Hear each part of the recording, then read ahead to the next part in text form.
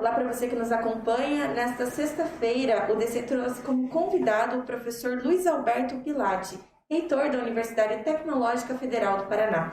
Ele vai falar para nós um pouco sobre as principais ações realizadas ao longo desses 4 anos em que esteve à frente da reitoria e também sobre as eleições que vão acontecer de forma virtual da UTF-PR após a devolução da MP 979 pelo Senado, que permite o pleito.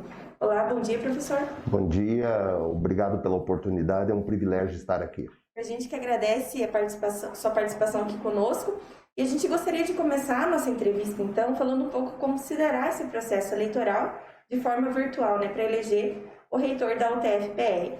A gente sabe que nesse ano será de forma online por conta da pandemia, e teve toda essa questão aí do Senado. Eu gostaria que o senhor nos explicasse mais ou menos como se dará esse pleito. Na verdade, é um processo inédito, é a primeira vez. Outras universidades já fazem dessa forma, um exemplo é a USP, inclusive o software que será usado na nossa eleição é o mesmo que a USP usa. Esse ano, depois do início do isolamento aí das instituições, com essa tragédia humana que nós estamos vivenciando, que é a Covid-19, todas as 68 universidades federais do Brasil interromperam suas atividades presenciais. E nesse período, até o final do ano, 17 instituições teriam processos eleitorais. Na sequência, a UTF-PR seria a terceira. E as instituições tiveram a iniciativa, enfim, de consultar o MEC, e a resposta do MEC foi muito clara. Que não haveria a possibilidade de não realização do pleito.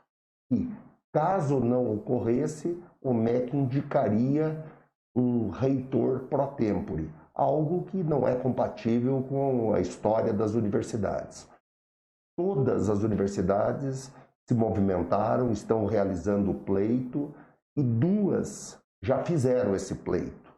A Universidade do Sul e Sudoeste do Pará e a Rural do Semiárido. E nessas 2, o relato, e isso é importante, foi de um processo com sucesso. Alto índice de participação da comunidade, enfim. Ninguém queria esse processo dessa forma, mas era a única possibilidade que nós tínhamos, não existia nenhuma outra, de não termos a indicação de um dirigente externo à instituição, e aí eu destaco. Algumas instituições tiveram essa condição, 11 no Brasil, e a situação em cada uma dessas instituições que está tendo um reitor pro tempore é muito grave e não existe nenhuma indicação de eleição. Teve também aquele movimento da MP que foi devolvida, criou uma incerteza, e aí, num exemplo até bonito de democracia, a UFERSA, todos os candidatos, os 5 candidatos e todas as entidades, em defesa daquilo que é a democracia, se reuniram e iriam realizar o pleito. Felizmente, não era um acerto aquela medida provisória, ela foi devolvida e depois retirada, e essas 2 instituições realizaram o processo. Na UTF-PR, esse processo acontecerá no dia 30, e, particularmente, eu entendo que esse é um processo de aprendizado e, pelo que estou percebendo, daqui para frente, todos os nossos processos vão acabar sendo dessa forma. Bacana. Essa é a primeira eleição de forma virtual que acontece? Sim. Na instituição, nunca tivemos. Vai ser um processo de aprendizagem, nós estamos nos preparando, já solicitamos e tivemos respostas positivas de órgãos de controle, enfim, para acompanhar a nossa eleição. Uma preocupação muito grande é com a segurança. E temos tranquilidade aí de vislumbrar que deve ser um processo aí dentro da normalidade e respeitando o direito de todos os membros da nossa comunidade de votar. Bacana. E assim, como que se dará o peso dos votos dos professores, servidores, estudantes? Terá um peso para todos? Como que vai funcionar? Na verdade, nós pegamos aquela MP que caducou há poucos dias e determinava o processo de escolha. E o peso colocado lá é de 70% para os professores 15% para os técnicos administrativos e 15% para os alunos. Esse será o peso dos votos no processo. Assim, quantas pessoas estão aptas a votar? Quais seriam as regras principais desse processo todo? Nós temos aproximadamente 2.400 professores, nós temos aproximadamente 1.500 técnicos administrativos e nós temos aproximadamente 34.000 alunos. Todos têm condições de votar. E assim, como que o senhor avalia o processo de votação nessa modalidade? O senhor já comentou que vai ser legal, vai beneficiar, né, a todos, enfim. É a primeira vez que isso se dará, vai acontecer. Então, quais são os principais benefícios que a gente pode apontar falando dessa forma positiva mesmo? Hoje, na verdade, era a única opção que resta. Inclusive, se você pegar o quadro no Paraná da Covid está se agravando, existiriam restrições, uma votação presencial em diversos municípios, que é o TFPR tem campus. Então, era a única possibilidade que nós tínhamos.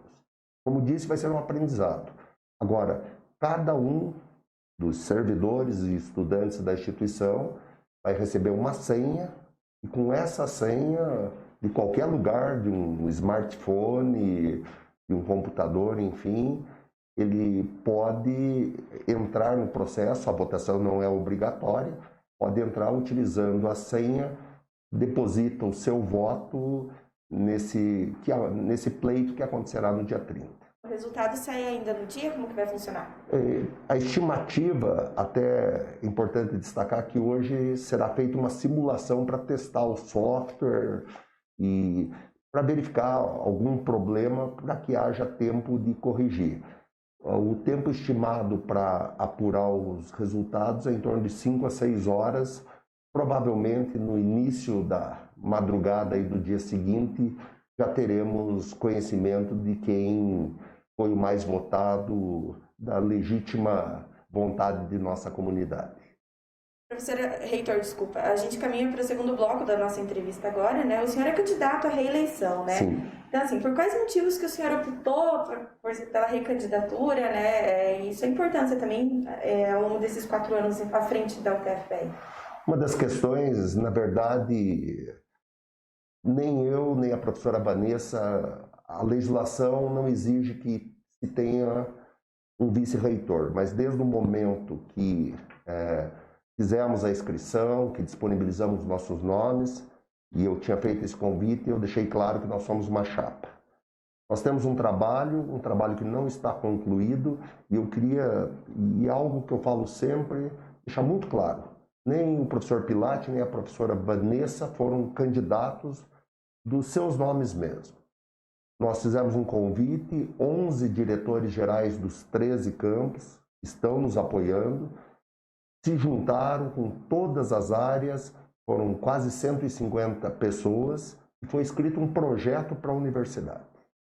E nesse projeto se desenha o futuro, é um projeto coletivo.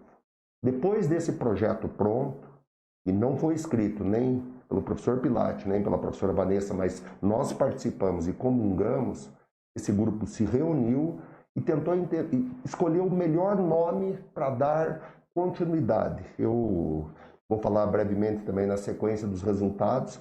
A UTFPR hoje provavelmente é a universidade que mais cresceu entre as federais do Brasil nos últimos 10, nos últimos 5 anos. E quando nós levamos para esse grupo, entenderam que tanto eu quanto a professora Vanessa éramos as pessoas mais indicadas num momento importante, num momento difícil.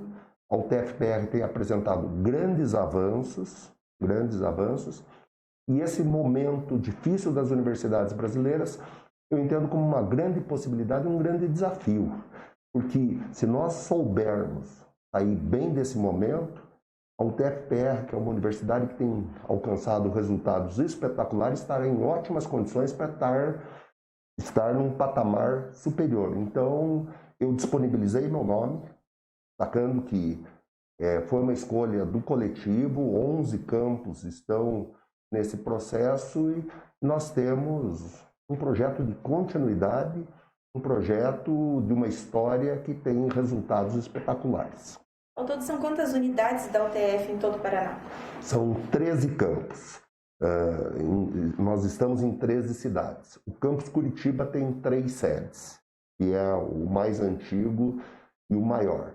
Mas eu sempre destaco, a força dessa instituição está na soma dos 13 campos. Os resultados, enfim, a força da UTF-PR, nenhum campus isolado teria sequer resultados parecidos. Nós temos uma história com mais de 110 anos, uma história centenária. Poucas instituições do Brasil têm essa história centenária, mas ao mesmo tempo nós somos uma universidade muito jovem. Nós vamos completar 15 anos.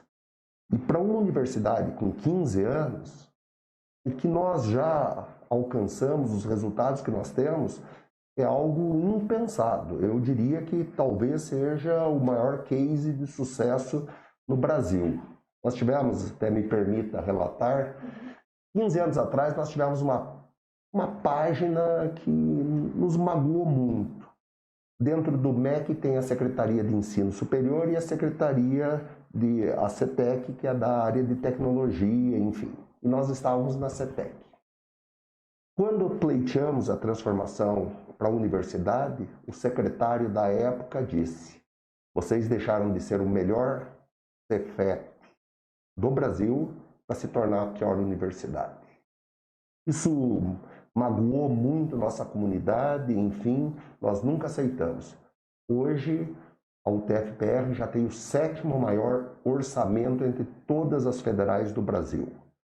O MEC fez recentemente uma avaliação e utilizou 2 indicadores. O primeiro indicador, qualidade. 11 instituições no Brasil tiraram o conceito máximo. A UTF-PR foi uma delas.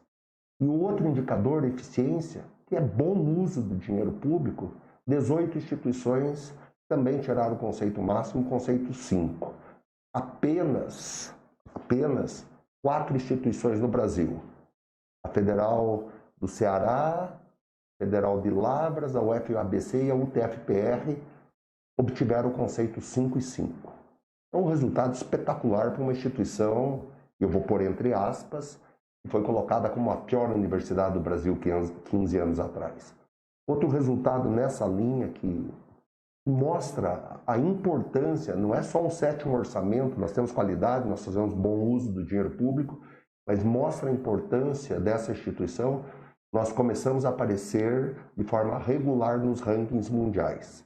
Nos 2 mais importantes rankings do mundo, a UTF-PR, entre as mais de 20 mil universidades do mundo, aparece entre 1.000 e 1.200, ou seja, nós já estamos entre 5% e 6% das universidades mais importantes do mundo, sendo a 49ª da América Latina. É muito. Temos parceiros já entre as 100 universidades mais importantes do mundo, somos parceiros estratégicos de 2 universidades, enfim. E ainda com a condição de uma jovem universidade. O que é uma jovem universidade? Nos rankings mundiais, universidades com menos de 50 anos. Nós só temos 15. É uma trajetória belíssima. Bacana. Além de todos esses pontos positivos que o senhor nos apontou, o que o senhor também pode elencar para nós ao longo de todo esse tempo que o senhor esteve como reitor? Nós vivemos um momento difícil, as universidades brasileiras viveram um momento difícil. E, parcialmente, essa não foi a realidade da UTF-PR. Fruto de uma política de interiorização e de crescimento acertada. A UTF-PR é a mais paranaense das universidades, nós estamos em todas as regiões, nós somos a universidade que tem o maior número de campus fora de sede no Brasil, entre todas as federais, e nós somos a universidade que tem o maior número de alunos no interior, fora de sede. 70% dos nossos estudantes estão no interior do Paraná. Isso produz um cenário diferenciado e Eu tive o privilégio de ser o diretor do Campus Ponta Grossa por 8 anos. Eu conheço a realidade, e muito bem, do interior, e eu sei a importância e as transformações que cada campus faz na sua região. Ponta Grossa é um exemplo, nós trabalhamos aqui com a ideia de cidade do conhecimento, estamos instalando parques tecnológicos em Cornélio Procópio, em Medianeira, enfim. Mas num momento que grande parte das universidades brasileiras não cresceram, e eu estou falando do ponto de vista financeiro, de custeio. A questão do investimento é grave na universidade. Esse é um problema que nós temos que enfrentar em todas as federais. Mas nosso custeio cresceu de forma muito significativa. Nesse período deve ter sido algo muito próximo de 50%. Isso deu uma condição boa para a instituição. E esse crescimento é fruto do número de alunos que nós temos, enfim, da expansão dessa universidade. O ano passado, quando teve contingenciamento, muitas universidades federais anunciaram que parariam. A UTF-PR foi a única que anunciou que continuaria com as suas atividades. Nós não temos nenhuma obra parada dentro da instituição e temos conseguido parcerias cada vez mais significativas para avançar nos órgãos de fomento, enfim. Agora com a Covid, junto ao governo federal, junto à Rotary, nós já conseguimos captar recursos expressivos para construir laboratórios. Esse cenário produziu algo que não faz parte da realidade das universidades brasileiras. Nós crescemos e crescemos de uma forma muito importante, com resultados em todas as áreas. Eu posso dar um exemplo dentro da área de proteção intelectual, patentes, enfim. Nós, como uma jovem universidade, não tínhamos essa tradição. No ano passado, a UTF-PR foi premiada com uma participação em Genebra das 3 instituições federais do Brasil que mais depositou patentes, registros de software, ao lado de universidades gigantes como a Federal de Minas e do Rio Grande do Sul. Dentro do INPI, existem algumas categorias de ranking no Brasil, por exemplo, de proteção de software. A UTF-PR está em primeiro lugar no Brasil. Em outras, nós chegamos a estar em primeiro entre as universidades. Nossa graduação está passando por uma revolução. Nós estamos criando, inclusive, metodologias próprias de ensino, coisa que as universidades mais inovadoras do mundo têm. Nossa pós-graduação é protagonista, nós estamos criando novos modelos para um trabalho multicamp. Eu até convido, nós temos na nossa campanha a página somosutfpr.com.br e lá estão todos os resultados que essa maravilhosa instituição alcançou nos últimos 4 anos. É algo que no cenário das universidades, no próprio cenário das dificuldades que nós enfrentamos, é impensável. Hoje, aquela universidade, eu vou pôr entre aspas de novo, que era a pior do Brasil, nós nunca fomos a pior do Brasil, mas que foi dito que era a pior do Brasil, certamente está no terço superior das universidades mais importantes. E destaco, a força dessa instituição está no conjunto. Avançamos muito na internacionalização. Nós temos, a maioria de nossos cursos tem duplos diplomas. Hoje, aqui em Ponta Grossa, tem muitos exemplos. Tem alunos, e nós já passamos de 1.000 alunos que fazem parte da sua graduação na Europa. Ele sai com o diploma brasileiro, ele sai com o diploma europeu e com um mestrado na Europa. São coisas que essa universidade faz e uma das coisas que mais me orgulho, hoje tem muita coisa de qualidade que nenhuma universidade no Brasil faz e a UTF-PR está fazendo. Legal. E teria alguma questão negativa que o senhor poderia nos apontar que, por exemplo, não daria tempo de ser concluída? Nós estamos num momento que nós vamos ter que se reinventar. Nós tínhamos alguns processos, nós estamos revendo o nosso estatuto. E talvez tenha sido muito importante até não ter acontecido. Essa tragédia humana, estamos chegando em 50 mil mortos, alguns legados ela vai deixar indiscutivelmente. E a educação mudou. Não existe a vida que nós conhecíamos em fevereiro, não vai existir nunca mais. Isso está obrigando os nossos professores a trabalhar de uma forma muito mais virtual. O ensino certamente será muito mais híbrido. O estudante vai ter outro tipo de formação. E felizmente nós estamos construindo de forma correta esse processo quando estamos trazendo novas metodologias, enfim, a instituição vai ser diferente. Eu não consigo imaginar nenhuma perspectiva que as aulas voltem esse ano. A USP já anunciou que esse ano não tem mais aula presencial. E algumas autoridades do meio acadêmico dizem, nós precisamos ter clareza que as coisas podem não voltar ao normal ano que vem. Então esse é um processo, nós vamos ter que aprender uma nova forma de trabalho e a universidade existe para formar estudantes.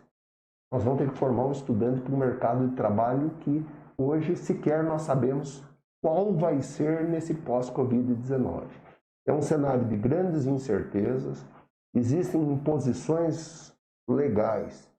A universidade está tendo que se redesenhar, fazer um novo caminho, e é um pouco na junção dessas duas possibilidades que eu me senti motivado a colocar meu nome.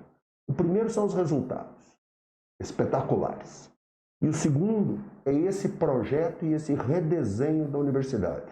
Entendo hoje, com a vivência de 8 anos como diretor de campus, 4 anos como vice-reitor e 4 anos como vice, eu tenho a experiência e o modus operandi de trabalhar. Eu sempre trabalhei com a perspectiva do coletivo.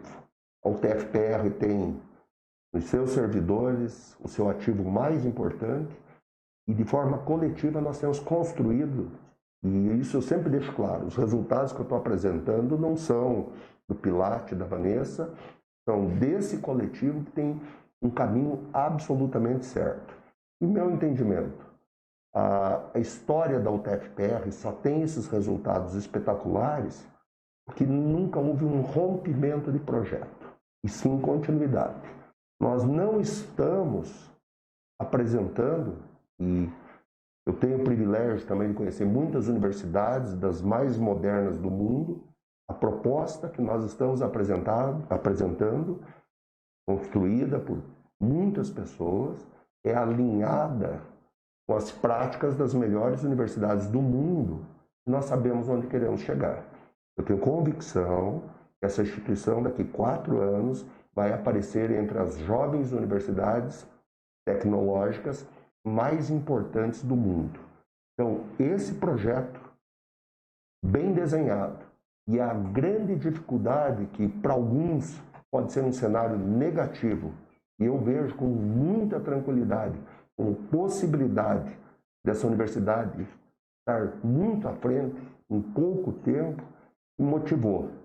E nós temos uma responsabilidade maior, a UTF-PR tem essa responsabilidade maior. Nós somos a universidade mais interiorizada do Brasil e esse modelo é um modelo necessário para o país. Nós somos a única universidade tecnológica desse país. Nossa responsabilidade se multiplica muitas vezes e nós temos, sim, um projeto muito bem desenhado de construir um Brasil melhor, um Brasil que nós queremos para as gerações futuras. Agora, com relação à pandemia, o senhor falou que a gente precisa sempre estar se reinventando justamente por conta dessa nova realidade, né? Como ficaram as aulas na UTF-PR por conta da pandemia e se a gente pode alegar que o ano letivo foi perdido ou não?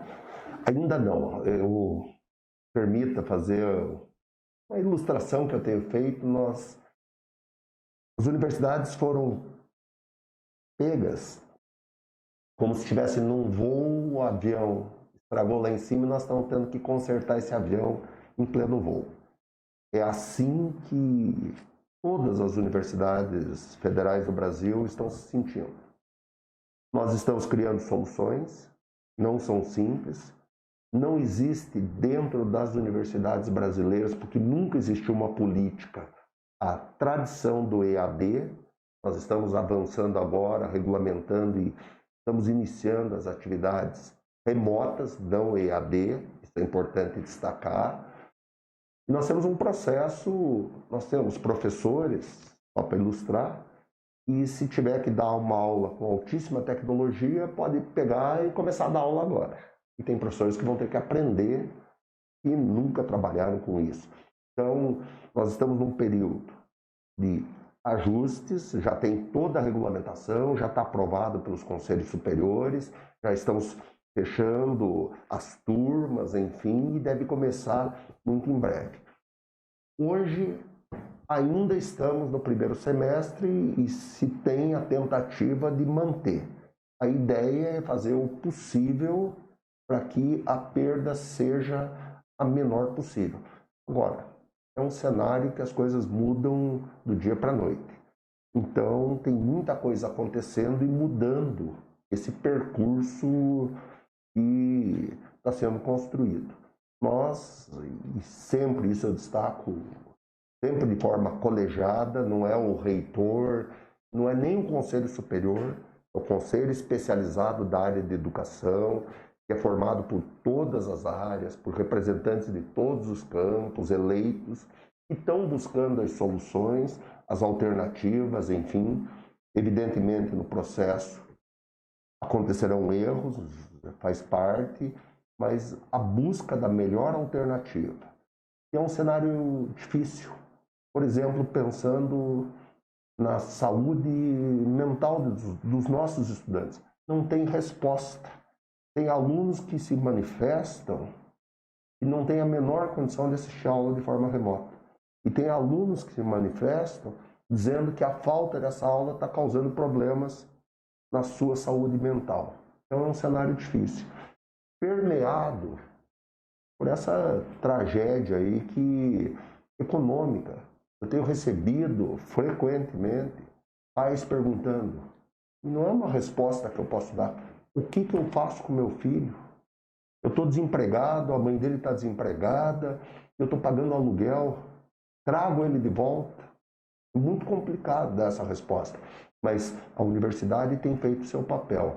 Nós criamos e ampliamos, na sequência, um auxílio emergencial para nossos alunos. Esse auxílio emergencial está garantido até dezembro. Nós, apesar de não ser o caminho sinalizado ou orientado, nós estamos mantendo nossos estagiários, nós estamos mantendo quem trabalha com tutoria, enfim. E, particularmente, eu não tive coragem de fazer aquelas recomendações que vinham. Não deve ter mais estagiário. Quando eu recebi um pai dizendo, professor, pelo amor de Deus, não corte a bolsa do meu filho, que é o único dinheiro que nós temos na casa para comer. E nesse ponto, nessa questão, e essa foi uma decisão que aí eu tomei como reitor e me deixou, talvez tenha sido a decisão mais acertada que eu tomei na minha vida até hoje. Nós, antes, quando estava começando esse movimento da pandemia, nós tivemos uma reunião em Curitiba do quadrilátero das universidades. Federal do Paraná, UTFPR, PUC Positivo. Na reunião participou tanto a Secretaria de Saúde do Estado como de Curitiba.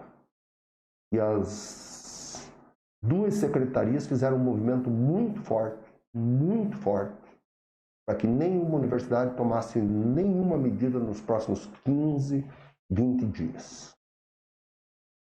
Terminou a posição e eu sempre me considerei alguém técnico, eu escutei, respeitei, são profissionais da saúde. Terminou, teve uma fala, um posicionamento do pessoal da medicina do HC da Federal do Paraná. Quando terminou o relato dessas médicas, que são as maiores autoridades, indiscutivelmente, no Paraná, da área, eu, no mesmo instante, pedi a palavra e falei, a UTF-PR, e eu tinha autorização, que o Conselho Universitário sabia que eu iria participar, e me deu carta branca, e aí tem que agradecer ao Conselho Universitário, a UTF-PR para suas atividades amanhã. Na mesma reunião, a Federal do Paraná parou. Poucos dias depois eu recebi, foi talvez uma das coisas que mais me emocionou na vida, a carta de um pai dizendo, eu tenho um filho deficiente, o que o senhor e o reitor da Federal do Paraná fizeram, obrigou todas as universidades e o Estado e os municípios a antecipar a paralisação das suas atividades, vocês salvaram vidas. Então, nesse momento, a primeira coisa que a UTF-PR está fazendo e a maior preocupação são com vidas. Nós temos feito muito. Nesse momento, nós estamos desde produção de álcool gel, detergentes, máscaras, enfim, até a produção de equipamentos para enfrentar essa tragédia. Um exemplo aqui de Ponta Grossa, a produção de um ventilador pulmonar. Já está em fase de testes, nós já desenvolvemos um outro entre os campos de Pato Branco e Curitiba. E veja, a primeira versão desse ventilador pulmonar custou menos de R$4.000. Nós temos uma segunda versão que já é mais barata. Então, esses ventiladores pulmonares, e quando eu fui conhecer, eu perguntei qual é a diferença desses ventiladores pulmonares que estados estão pagando mais de R$100.000. Nenhuma. Então, é um momento que a universidade pública e os servidores públicos mostram a importância para o país. Nós não estamos vivendo, e ainda que com políticas em diferentes âmbitos, nem sempre acertadas na saúde, a tragédia no Brasil só não é muito maior porque nós temos servidores públicos e temos universidades públicas. Nós temos um sistema de saúde universal. Eu estava conversando, esse é um exemplo que eu tenho contado, um ex-aluno nosso que está nos Estados Unidos. Ele tem um cargo gerencial. Ele deixou muito claro. Lá, se você não tem um plano de saúde, que custa muito caro, ou se você não tem dinheiro para pagar o seu tratamento, você morre. Nós temos o SUS no Brasil. Nós temos as universidades públicas. Perceber que tudo se resolva da melhor forma possível, né? Isso vai passar. Com certeza. Vamos torcer para que seja logo. Sim. E o senhor gostaria de apontar mais alguma coisa agora no final da nossa entrevista?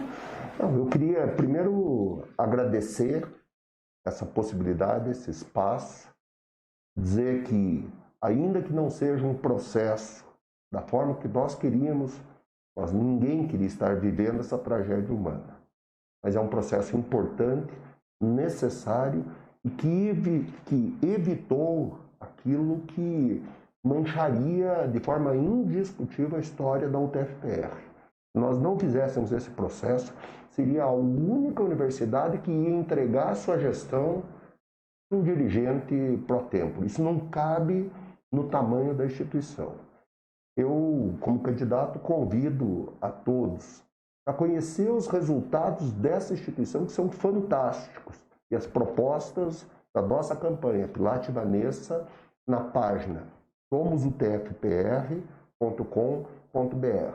Eu peço, certamente essa entrevista vai ter repercussão entre nossa comunidade, são 40.000 pessoas. Eu peço que avaliem, e aqueles que acreditarem nessas propostas e nessa trajetória dessa belíssima, dessa maravilhosa instituição.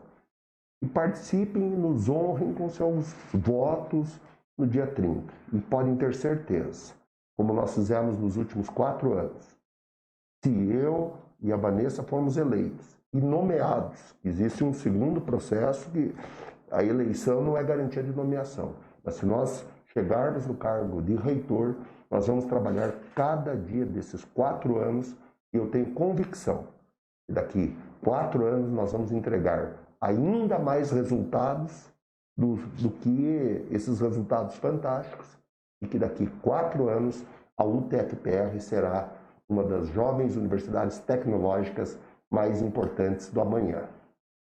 A gente agradece mais uma vez sua participação aqui conosco, reitor.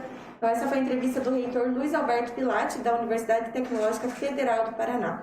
E a nossa entrevista completa, além das redes sociais, YouTube e Facebook, você confere também no nosso site e na nossa versão impressa, que sairá amanhã, neste sábado.